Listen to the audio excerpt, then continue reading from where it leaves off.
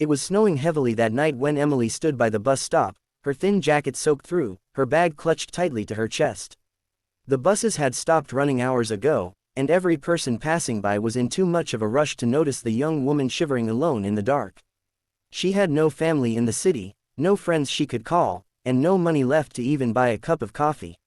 For the first time in her life, Emily felt completely invisible. She had nowhere to go, and she feared she might have to spend the night wandering the icy streets. A car slowed down, its headlights cutting through the snow. Inside was Daniel, a single father returning home after his late shift. His little daughter was asleep in the back seat. When he noticed Emily standing there, pale and trembling, something inside him told him to stop. He rolled down the window and asked gently if she was all right.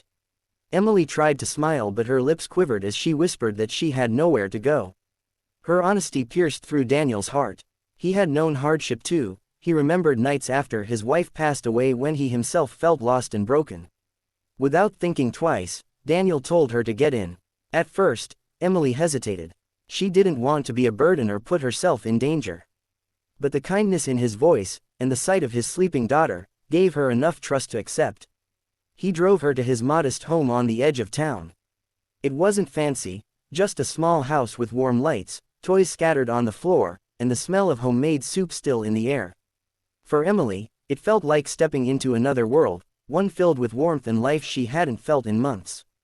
Daniel offered her a blanket and some food, telling her she could stay the night. His daughter, Lily, woke up and shyly waved at Emily before curling back under her blanket. For the first time in a long time, Emily felt safe. Yet deep down she feared the morning would come, and she would once again be cast back into the cold with no direction. But Daniel surprised her. As he poured her a cup of tea, he said quietly, "Stay here until you figure things out. No one should have to face the world alone."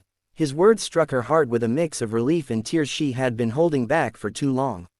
The days turned into weeks. Emily began helping around the house, cooking, cleaning, and even helping Lily with her schoolwork. She laughed again, something she thought she had forgotten how to do. Daniel noticed the change, not only in her but in himself too. His home, once heavy with grief, was now filled with warmth and laughter again. Of course, there were challenges. Emily struggled with her past, the reasons she had been left without shelter, and Daniel worried about trust and protecting his daughter. But each time, they chose compassion over fear. Slowly, Emily started applying for jobs, and Daniel encouraged her every step of the way. When she finally got her first interview, Lily hugged her tightly and whispered, "You're part of our family now." Those words melted the last wall Emily had built around her heart. She realized she had not only found shelter but also found people who believed in her when she didn't believe in herself. Months later, standing by the same bus stop where it all began, Emily looked back at the path that had led her there. She was no longer the girl with nowhere to go. She had a home, not because of luck, but because someone had chosen kindness instead of indifference. Daniel's decision that snowy night had changed both of their lives forever. The story reminds us that sometimes, the smallest act of compassion can rewrite someone's entire future. In a world where many walk past, one person stopping can make all the difference. And for Emily, those words, "Stay here," were not just an invitation into a house, but into a life where she finally belonged. Would you like me to make this even more extended with deeper emotional detail so it naturally fills 4 minutes of narration, or keep it at this pacing?